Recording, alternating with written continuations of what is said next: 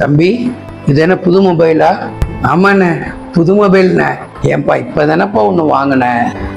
போனேன் இப்ப மாத்திக்கிட்டே இருக்கணும்ண்ணே. காசை வேஸ்ட் பண்ணாதப்பா. அண்ணே, நான் பாத்துக்கிறேண்ணே. காசை நான் பாத்துக்கிறேன், அதை பத்தி ஒண்ணு கவலைப்படாத. என்னப்பா புது வாட்ச் வாங்கியிருக்கியா?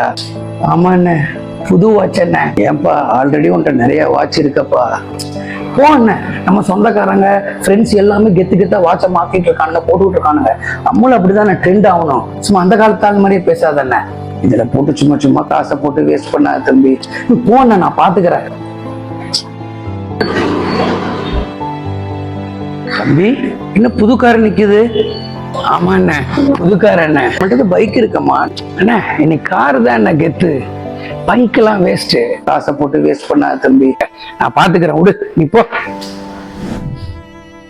தம்பி, ஏன்பா கவலையா இருக்க? அண்ணன், காசையெல்லாம் விட்டுட்டேன் அண்ணன். பிசினஸ்ல லாஸ் ஆயிடுச்சு. என் கையில ₹1 இல்லை அண்ணன். அண்ணன் சொன்னேனப்பா, காசு இருக்கும் போது நீ காசை மதிக்கல, இப்போ ஒன்ன காசு மதிக்கலப்பா. அண்ணன் இருக்க, நான் பாத்துக்கிறேன்ப்பா உன்னை. ஹலோ ஃப்ரெண்ட்ஸ் அண்ட் ஃபேமிலி, நம்ம தகுதிக்கு தான் நம்ம செலவழிக்கணும்.